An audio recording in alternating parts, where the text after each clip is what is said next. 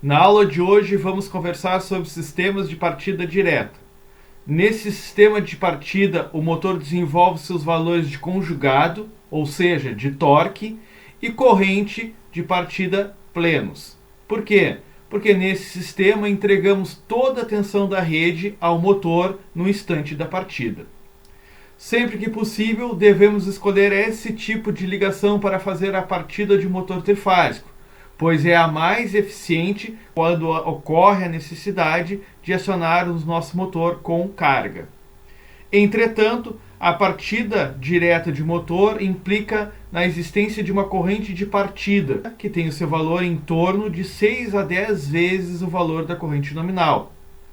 E exige a observância de alguns aspectos, pessoal. Que aspectos são esses? Essa corrente de partida elevada, ela vai ocasionar uma perturbação no sistema de alimentação da rede e ocasiona, assim, interferência nos equipamentos que estão instalados nesse mesmo sistema. Além disso, existe a necessidade de um superdimensionamento dos condutores e dos componentes, pois se isso não for realizado e se utilizarem componentes sem essa capacidade, esses terão sua vida útil muito reduzida. Um outro ponto que deve ser observado é a imposição da concessionária ou das concessionárias de energia no âmbito nacional para a limitação da queda de tensão na rede. Sempre que a gente exigir da rede essa corrente de partida, o reflexo vai ser uma queda de tensão, que é a perturbação que a gente falou ali no primeiro item. E essa queda de tensão ela vai ocasionar uma oscilação no nosso sistema e, consequentemente, os outros equipamentos que estão ligados vão sofrer consequências devido a essa oscilação. Além disso, pessoal, as concessionárias, quando o fornecimento é em baixa tensão, elas limitam a potência máxima de partida direta de acordo com o sistema fornecido. Então, numa rede onde eu tenho um fornecimento de 220 trifásico, o que quer dizer isso, pessoal? Aquele comércio, aquela indústria que está localizada vamos dizer assim, no âmbito urbano, que recebe uma tensão em baixa tensão em 220, ela só pode fazer a partida de motor de forma direta até 5 CV. Quando receberem a tensão em 380 volts trifásico, no máximo a gente pode fazer uma partida até 7.5 CV. Então esses itens devem ser observados, mas sempre que for possível, devemos preconizar a utilização da partida direta, porque a gente vai ter todo o conjugado, como eu já falei lá no início, que é o torque, é a força que faz com que o nosso motor trabalhe e, consequentemente, o nosso motor vai partir e vai poder acionar já alguma carga que se faça necessário para a sua utilização. Bom, pessoal, para a execução dessa partida, a gente agora vai conhecer a chave magnética para a partida direta de motor trifásico assíncrono.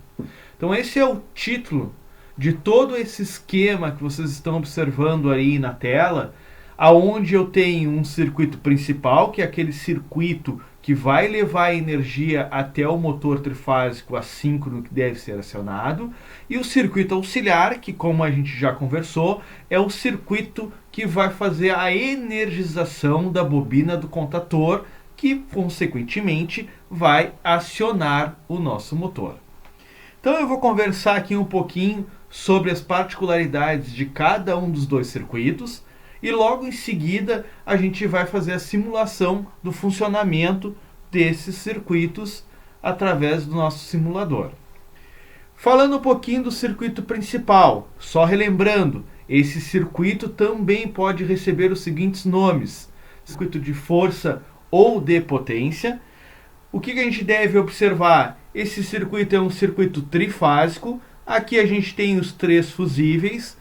Logo em seguida, eu tenho os 3 contatos do contator K1. Abaixo do contator K1, eu tenho o nosso relé térmico de sobrecarga, que a gente dá o nome de F4. E por último, a gente tem o nosso motor trifásico.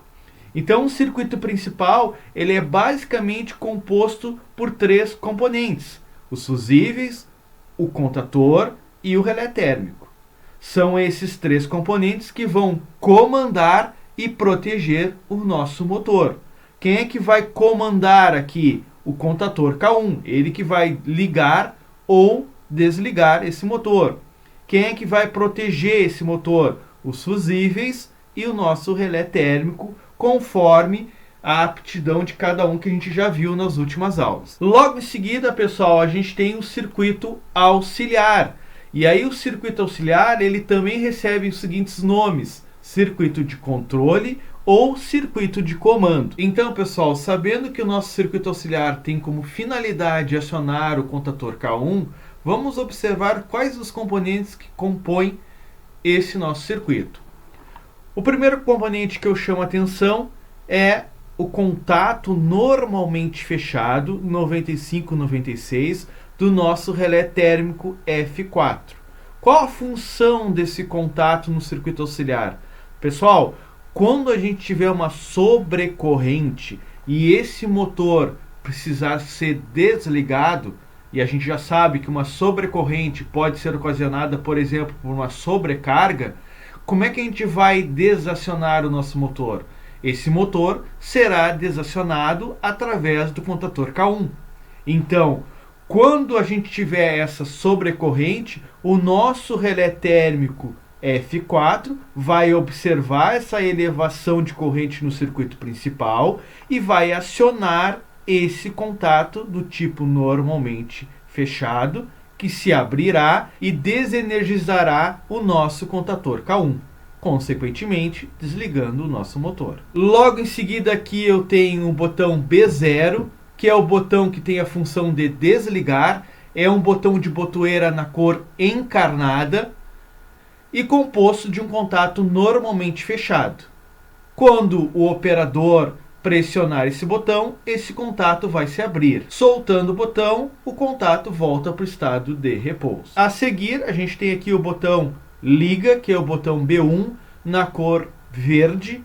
Esse botão possui um contato do tipo normalmente aberto, que se fecha somente enquanto o operador está o pressionando. Aqui a gente tem um contato normalmente aberto da nossa contatora K1 e esse contato tem como função nesse nosso circuito fazer a retenção do contator quando este é energizado. Nessa parte aqui do circuito a gente tem duas sinalizações, a H0 e H1. A H0 ela está emitindo sua luminosidade na cor verde quando o nosso contator estiver desenergizado, informando que o nosso circuito está apto a ser acionado. Já a H1, que emite uma luz encarnada, vai ser acionada quando o nosso contator estiver energizado. Então, pessoal, é bem simples. H0 indica que o circuito está apto a ser energizado e H1 indica que o circuito está energizado. Por fim, eu tenho o fusível F5 e F6, que são responsáveis pela proteção do circuito auxiliar. Realizando a simulação do nosso circuito no nosso simulador, o que a gente observa? Nesse primeiro momento, nosso motor está desenergizado e o único equipamento que está ligado é a nossa lâmpada H0 emitida a cor verde, como eu já falei, indicando que o nosso circuito está apto a ser utilizado. O que será necessário para a realização do acionamento do motor, então? Devemos pressionar o botão B1, que é o botão liga.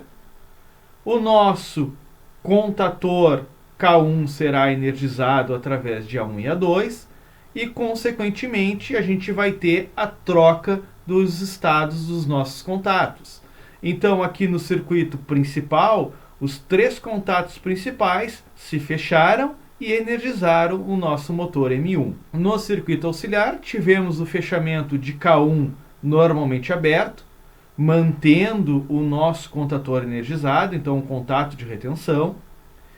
E por último, tivemos aqui o fechamento do contato K1 que faz a energização do sinalizador H1, que indica que o motor está energizado através da cor vermelha, e a abertura do contato normalmente fechado de K1, que desligou a lâmpada H0. Se eu quiser desacionar o circuito, devemos pressionar o botão B0, que o circuito volta para o estado de repouso. Por último, pessoal, aqui no âmbito de simulação, eu vou simular o funcionamento do nosso relé térmico de sobrecarga. Então, vou energizar o circuito.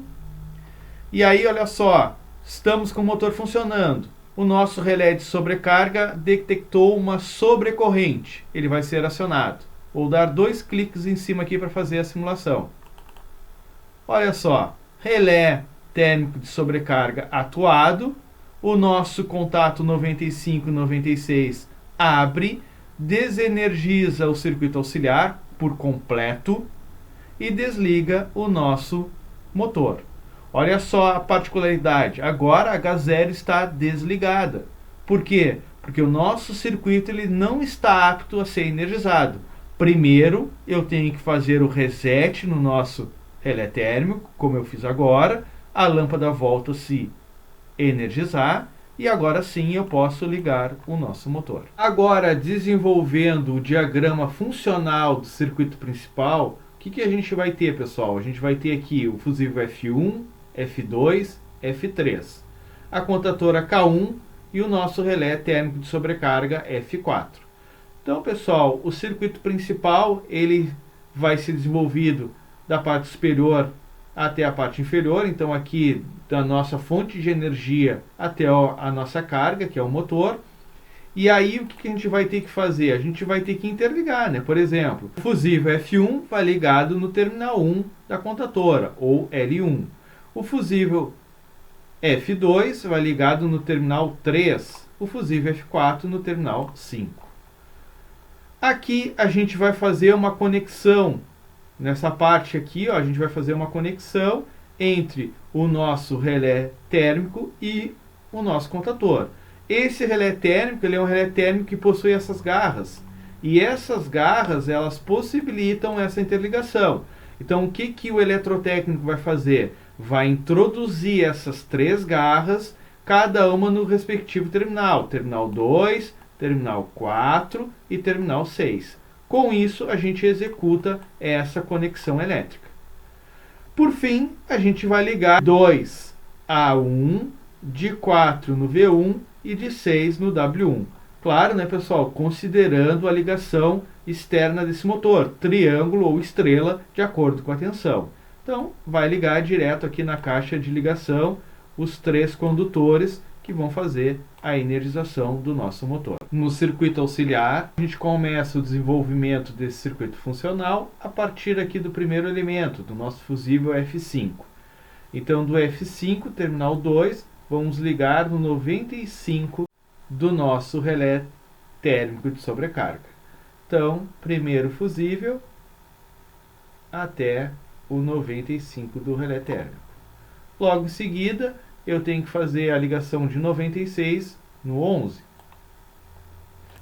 E aí, pessoal, a gente tem uma particularidade, né? No 96 a gente tem que fazer a ligação do 96 no 11 e depois fazer a ligação desse outro trecho aqui do nosso circuito, da parte de sinalização.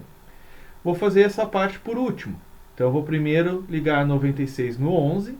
Então, 96 no 11. Então, saio aqui do nosso relé e venho até aqui o nosso botão B0. Então, feita essa ligação, 96 no 11. Vou passar então aqui para interligar 12 no 13. Então, eu vou ligar final 2 no final 3 do botão liga. Depois do 13, eu vou no 13 de K1. Então, aqui a gente vai lá no 13 do nosso contator K1. Então, do 3 lá no nosso contator K1. Logo em seguida, vou ligar 14 no 14 de K1. Então, vou sair daqui do nosso botão liga e vou lá no 14 de K1. Então, aqui, 14 de K1. E, para finalizar essa ligação, 14 no A1. 14 no terminal A1 do nosso contador. Vou executar a parte da sinalização e, por último, vou fazer a ligação da fase final. Então, para fazer a ligação aqui da parte da sinalização, observem que agora a gente vai precisar de mais um contato normalmente aberto de K1.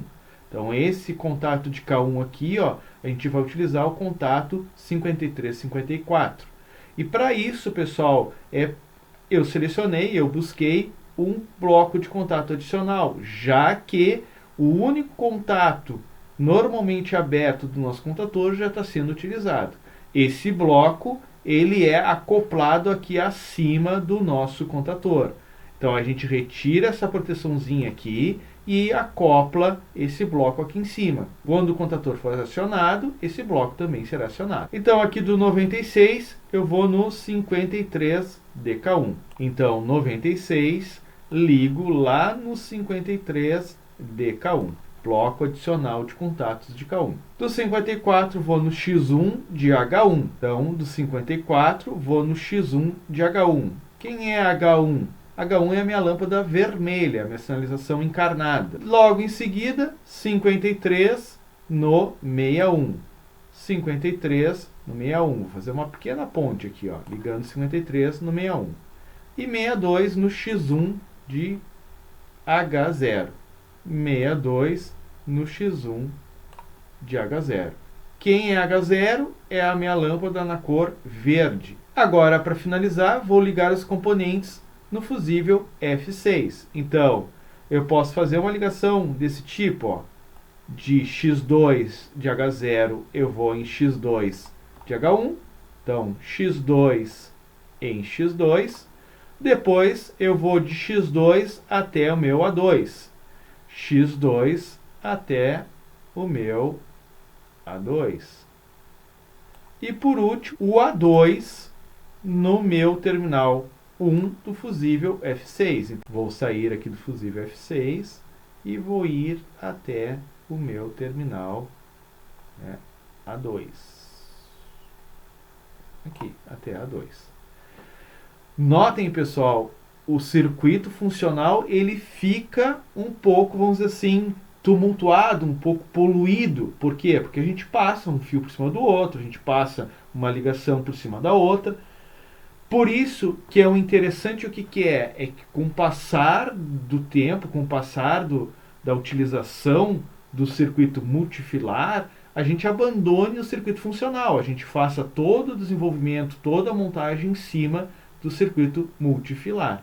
Então, pessoal, peço que olhem o material de apoio e desenhem e também simulem os dois circuitos, o circuito principal e o circuito auxiliar, da partida direta na nossa ferramenta de simulação. Um abraço a todos!